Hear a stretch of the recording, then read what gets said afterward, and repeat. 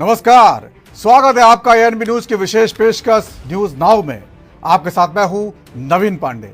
अपने इस खास कार्यक्रम में सबसे पहले बात करेंगे प्रधानमंत्री नरेंद्र मोदी के तीसरे कार्यकाल की पहली बार मन की बात की, जिसमें जानेंगे पीएम मोदी ने किन मुद्दों पर आज बात की, साथ ही विपक्ष ने क्यों उठाए सवाल।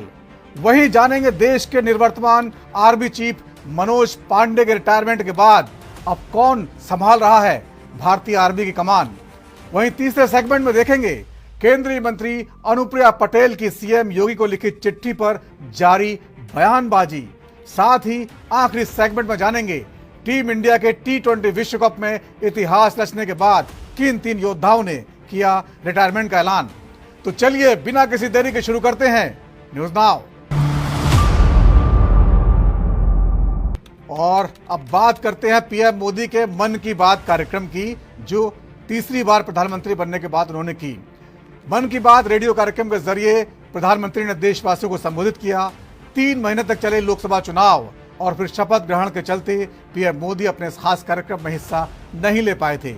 हालांकि अब चुनाव खत्म हो चुके हैं और पीएम मोदी ने अपने रेडियो कार्यक्रम को फिर से शुरू कर दिया है। 30 जून को मन की बात रेडियो कार्यक्रम का 111वां एपिसोड था। इसमें क्या कहा, देखिए खास रिपोर्ट। अपने तीसरे कार्यकाल में प्रधानमंत्री नरेंद्र मोदी ने रविवार को मन की बात का पहला कार्यक्रम शुरू किया। अपने 111वें एपिसोड में पीएम मोदी ने कई मुद्दों पर बात की। इसमें उन्होंने योग को लेकर चर्चा की। दरअसल प्रधानमंत्री मोदी ने 18 जून को ऐलान किया था 30 जून से एक बार फिर से देशवासियों को मन की बात रेडियो कार्यक्रम सुनने का मौका मिलने वाला है। उन्होंने लोगों से अपील की कि वे MyGov, ओपन फोरम और नमो ऐप पर अपने आइडियाज भेज सकते हैं, जिस पर मन की बात रेडियो कार्यक्रम में बात की जाएगी। आज वो दिन आ ही गया जिसका हम सभी फरवरी से इंतजार कर रहे थे। मैं मन की बात के माध्यम से एक बार फिर आपके बीच, अपने परिवारजनों के बीच आया हूं। एक बड़ी प्यारी सी उक्ति है, इति विदा पुनर्मिलनाय। इसका अर्थ भी उतना ही प्यारा है।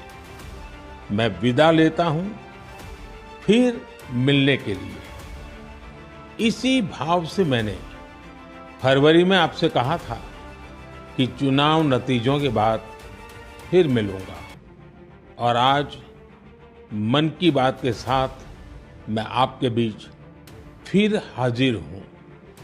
उम्मीद है आप सब अच्छे होंगे, घर में सबका स्वास्थ्य अच्छा होगा। और अब तो मानसून भी आ गया है, और जब मानसून आता है तो मन भी आनंदित हो जाता है। आज से फिर एक बार हम मन की बात में ऐसे देशवासियों की चर्चा करेंगे जो अपने कामों से समाज में, देश में बदलाव ला रहे हैं। हम चर्चा करेंगे हमारी समृद्ध संस्कृति की, गौरवशाली इतिहास की और विकसित भारत के प्रयास की। पीएम मोदी ने कहा कि आज 30 जून को आकाशवाणी का संस्कृत बुलेटिन अपने प्रसारण के 50 साल पूरे कर रहा है। 50 वर्षों से लगातार इस बुलेटिन ने कितने ही लोगों को संस्कृत से जोड़े रखा है। मैं ऑल इंडिया रेडियो परिवार को बधाई देता हूँ। साथियों, संस्कृत की प्राचीन भारतीय ज्ञान और विज्ञान की प्रगति में बड़ी भूमिका रही है। आज के समय की मांग है कि हम संस्कृत को सम्मान भी दें और उसे अपने दैनिक जीवन से भी जोड़ें। आजकल ऐसा ही एक प्रयास बेंगलुरु में कई और लोग कर रहे हैं। बेंगलुरु में एक पार्क है, कब्बन पार्क। इस पार्क में यहाँ के लोगों ने एक नई परंपरा शुरू की है। यहाँ हफ्ते में एक दिन, हर रविवार, बच्चे, युवा और बुजुर्ग आपस में संस्कृत में बात करते हैं। इतना ही नहीं, यहाँ वाद विवाद के कई सेशन भी संस्कृत में ही आयोजित किए जाते हैं।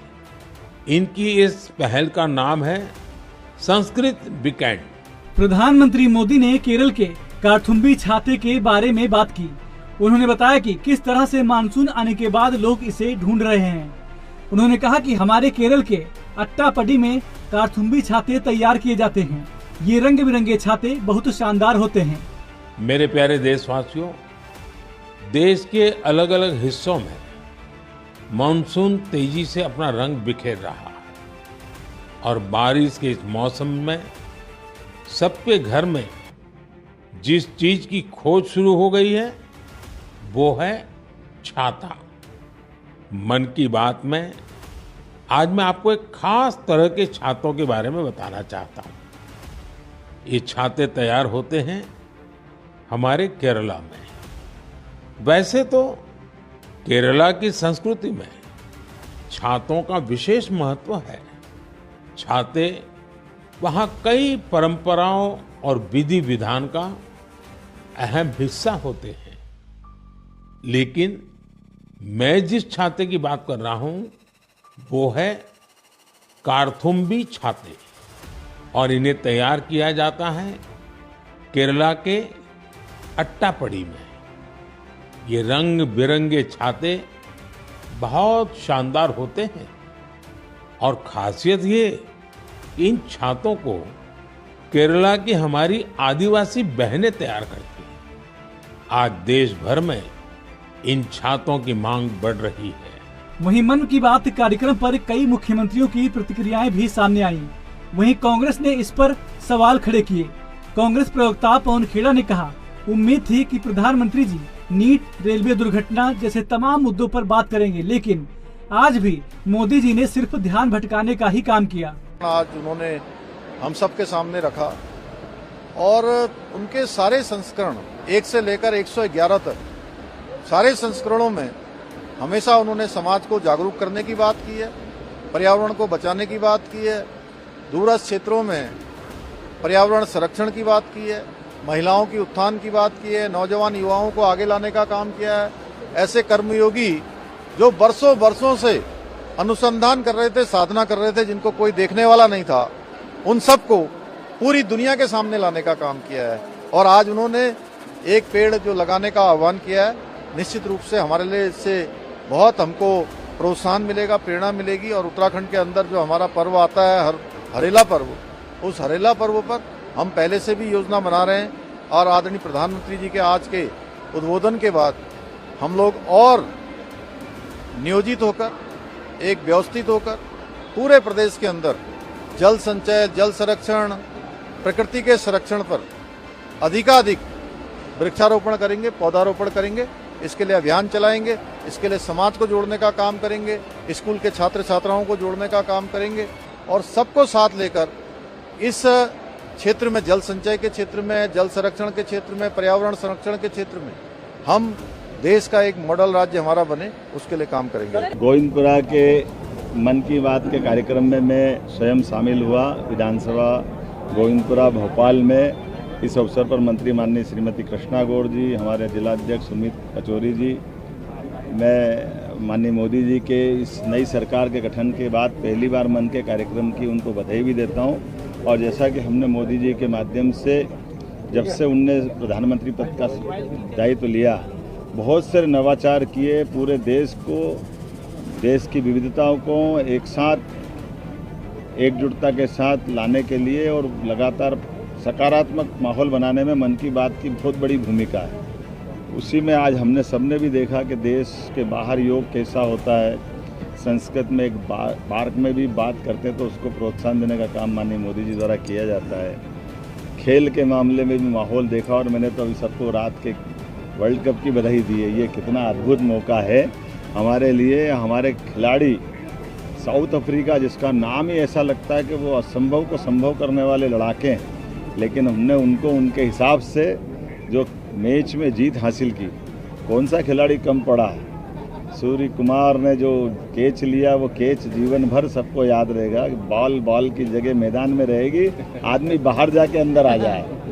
जसमीत से लगा करके हमारे सभी खिलाड़ियों ने, अर्शदीप हो, जसमीत हो, हार्दिक पांड्या हो, विराट कोहली की विराट पारी और अपने खिलाड़ी का उत्कृष्ट विदाई समारोह, मेरी अपनी ओर से पूरे आयोजन की बधाई। आज प्रधानमंत्री ने अपनी पहले मन की बात की। हमने सोचा था कि तीसरा टर्म है, परजीवी प्रधानमंत्री हैं, अब खुद अपने हिसाब से तो है नहीं, अब तो बैसाखियों के सहारे ये सरकार चल रही, तो हमने सोचा था शायद इस बार कोई ढंग की बात करें।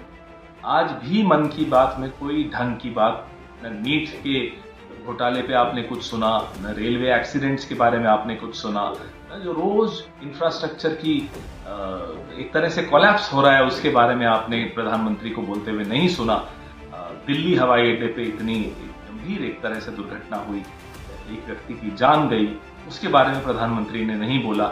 और जो बात देश का नौजवान सुनना चाह रहा था, जो बात देश की मिडिल क्लास सुनना चाह रही थी, जो बात दिल्ली, पटना, गुजरात, जहां जहां हादसे हो रहे हैं लगातार, वहां के लोग सुनना चाह रहे थे, वो बात प्रधानमंत्री ने बोलना उचित नहीं समझा।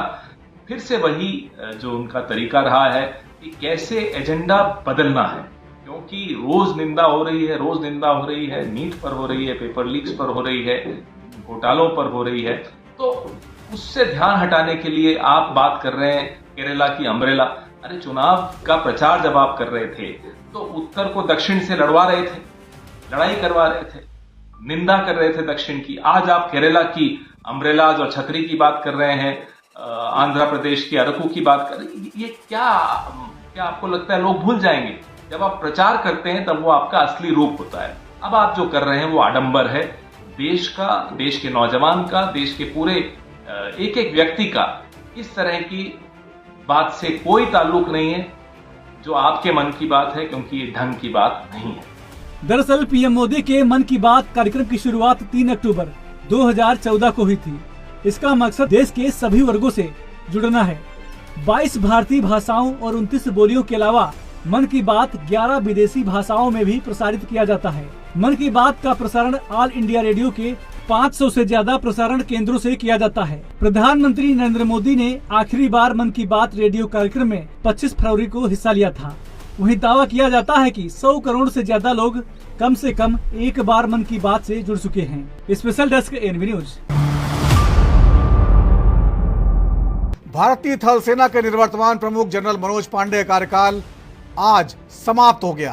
कार्यकाल के आखिरी दिन जनरल पांडे को औपचारिक तौर पर विदाई दी गई। उन्होंने दिल्ली में राष्ट्रीय युद्ध स्मारक पर श्रद्धांजलि अर्पित की। इसके साथ ही थल सेनाध्यक्ष मनोज पांडे ने अपने 26 महीने का शानदार कार्यकाल पूरा कर लिया। वहीं जनरल पांडे के रिटायरमेंट होने के बाद लेफ्टिनेंट जनरल द्विवेदी को नया सेनाध्यक्ष तैनात किया गया है।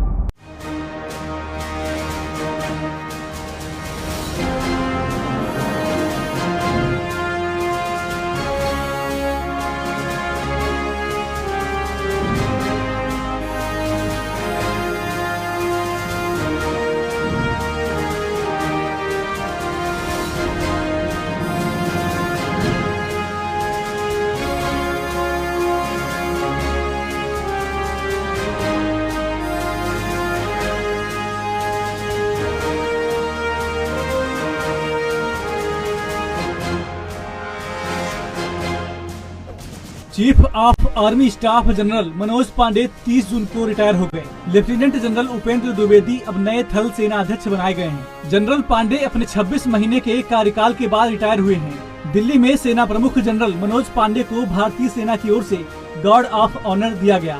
बता दें कि पिछले महीने सरकार ने जनरल पांडे के 31 मई को रिटायरमेंट से 6 दिन पहले उनका कार्यकाल 1 महीने के लिए बढ़ा दिया गया था।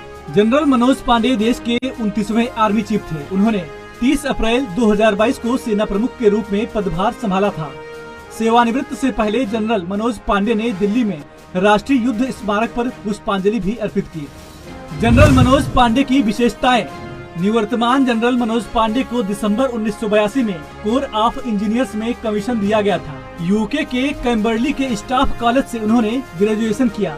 उन्होंने आर्मी वार कॉलेज दिल्ली और महू में नेशनल डिफेंस कॉलेज में हायर कमांड कोर्स में भी भाग लिया था। जनरल मनोज पांडे ने अपनी 37 साल की सेवा में ऑपरेशन विजय और ऑपरेशन पराक्रम में भी हिस्सा लिया। जनरल मनोज पांडे भारतीय सेना का नेतृत्व करने वाले इंजीनियर्स कोर के पहले अधिकारी बने थे। अपने प्रतिष्ठित करियर के दौरान जनरल पांडे ने अंडमान और निकोबार कमान के कमांडर इन चीफ का पद भी संभाला, जो भारत की एकमात्र त्रिसेवा कमान है। वहीं जनरल मनोज पांडे के रिटायर होने के बाद जनरल उपेंद्र द्विवेदी ने 30 जून को नए भारतीय सेना प्रमुख का पदभार संभाल लिया। जनरल द्विवेदी भारतीय सेना के 30वें सेनाध्यक्ष हैं। वह पहले भारतीय सेना के उप प्रमुख थे। जनरल द्विवेदी ने vice chief of army staff के रूप में 19 फरवरी को पदभार संभाला था, जिसके बाद 11 जून की रात उन्हें सेना प्रमुख बनाने का ऐलान किया गया।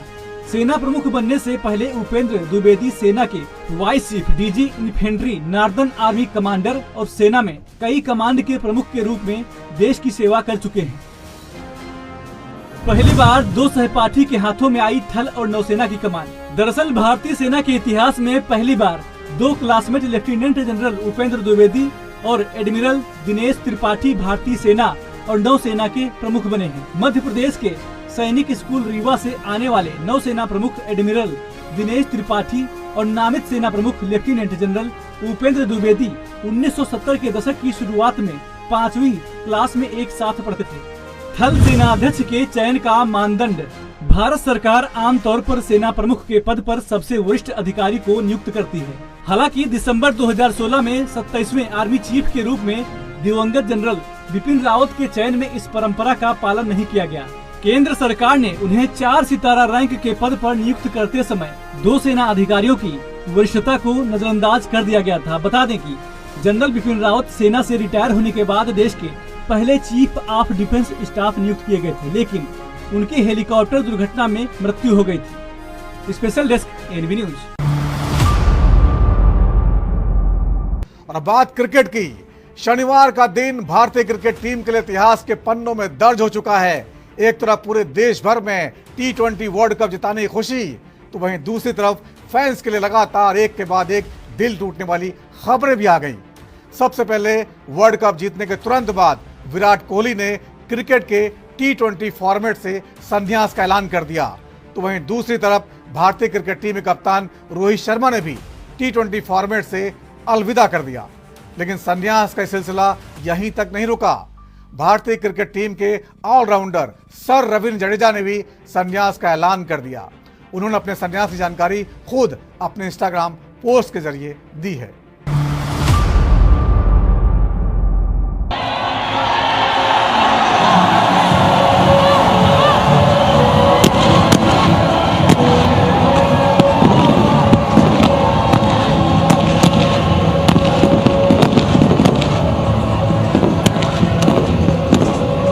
37 वर्षीय रोहित शर्मा की कप्तानी में भारतीय टीम ने T20 वर्ल्ड कप अपने नाम कर शनिवार को इतिहास रच दिया। इसके साथ ही भारतीय टीम के नाम 4 वर्ल्ड कप हो चुके हैं। सबसे पहले भारतीय टीम ने 1983 में कपिल देव की कप्तानी में पहला विश्व कप जीता था। उसके बाद दूसरी बार महेंद्र सिंह धोनी की कप्तानी में 2007 में T20 विश्व कप जीता था, तो वहीं तीसरी बार साल 2011 में महेंद्र सिंह धोनी की कप्तानी में विश्व कप जीता। इसके ठीक 13 साल बाद भारतीय टीम ने रोहित शर्मा की कप्तानी में चौथी बार यह कारनामा करके दिखाया है। इसके बाद खुद देश के प्रधानमंत्री ने पूरी भारतीय क्रिकेट टीम को बधाई दी। टीम इंडिया को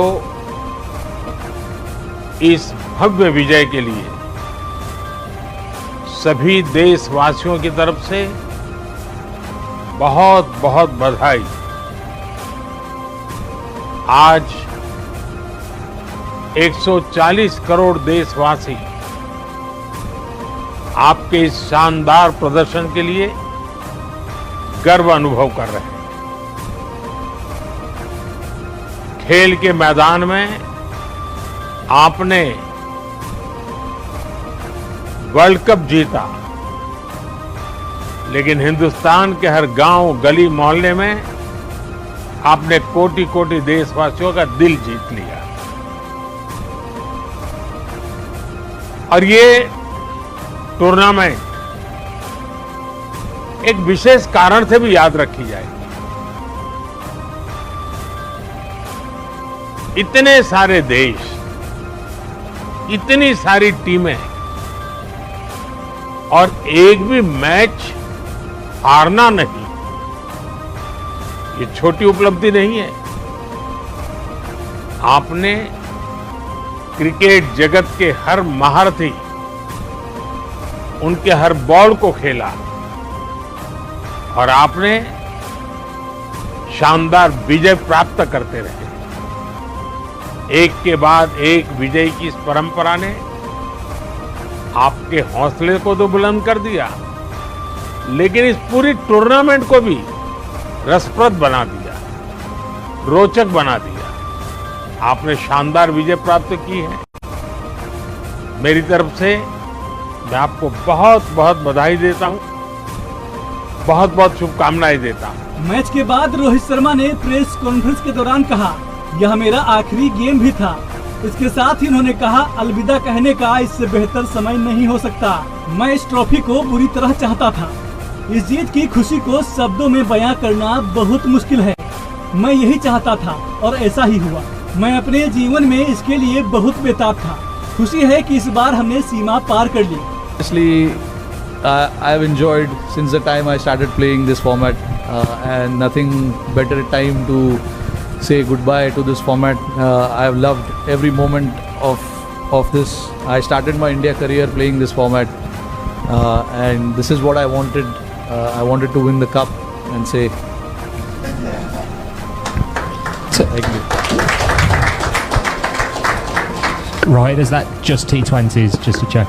Yeah. Just T20s international. Can you just, so you still play ODIs and tests? Yeah, very much. When you sunk to your knees at the end, what was going through your head at that point? Sorry? When you dropped to your knees at the end after the final ball, Oh yeah, what I was? was very emotional. Yeah, I wanted this badly. So very hard to put it in words because that moment I don't want to say what I was thinking and what was going in my mind. बहुत enjoy किया है। मैंने सोचा नहीं था कि T20 retire करूँगा मैं, बट सिचुएशन ऐसा आ गया है। I thought it is the perfect situation for me and nothing better than winning the cup and saying goodbye. हाँ, 100%। रोहित शर्मा का T20 का रिकॉर्ड कार्ड। रोहित शर्मा ने 159 T20 अंतर्राष्ट्रीय मैचों में भारत के लिए 32.05 की औसत और 140.89 की स्ट्राइक रेट से 4,231 रन बनाए हैं। उनके नाम T20 अंतर्राष्ट्रीय में 5 शतक और 32 अर्धशतक हैं। इस फॉर्मेट में उनका अधिकतम स्कोर नाबाद 121 रन है। वह साल 2007 में T20 विश्व कप जीतने वाली टीम का भी हिस्सा थे और वह भारत के एकमात्र ऐसे खिलाड़ी हैं जिन्होंने भारत के लिए 2 T20 वर्ल्ड कप जीते हैं। रोहित ने भारत के लिए अपना T20 डेब्यू 2007 के वर्ल्ड कप में इंग्लैंड के खिलाफ मैच से किया था। विराट कोहली ने भी शनिवार को T20 विश्व कप का फाइनल जीतने के बाद कहा, यह मेरा आखिरी T20 वर्ल्ड कप था। यह वही था जो हम हासिल करना चाहते थे। एक दिन आपको लगता है कि आप रन नहीं बना सकते और ऐसा हो जाता है, बस मौका था, अब यह कभी नहीं जैसी स्थिति थी। इसके साथ इन्होंने कहा, यह भारत के लिए मेरा आखिरी T20 मैच था। हम उस कप को उठाना चाहते थे। इसके अलावा उन्होंने कहा, अगली पीढ़ी के लिए T20 खेल को आगे ले जाने का समय आ गया है। ऑनेस्टली अवार्ड से ज़्यादा अहमियत मेरे को उस चीज़ की है जो मुझे आज दिखाया गया। मैंने आपको मेलबर्न में भी बोला था कि आपको लगता है आप कर रहे हैं, लेकिन जब आपके साथ होता है तो आपको समझ आता है कि आपके कंट्रोल में कुछ है ही नहीं। तो अपना सर नीचे रख के, गेम की इज्जत करके, अपॉर्चुनिटी की इज्जत करके ही आगे बढ़ा जा सकता है। और इससे बड़ी सीख मेरे लिए नहीं हो सकती थी इस स्टेज पे भी मेरे करियर के।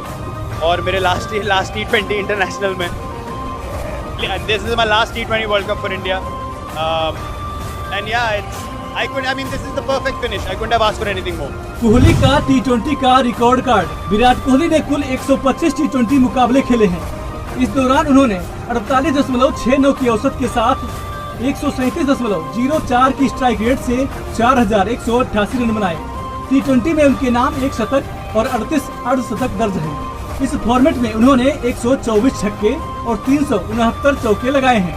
जड्डू यानी रविंद्र जडेजा ने भी इंटरनेशनल T20 क्रिकेट से संन्यास ले लिया है। रविंद्र जडेजा ने खुद एक इंस्टाग्राम पोस्ट में इसकी जानकारी दी है। 15 साल के T20 करियर को कहा अलविदा।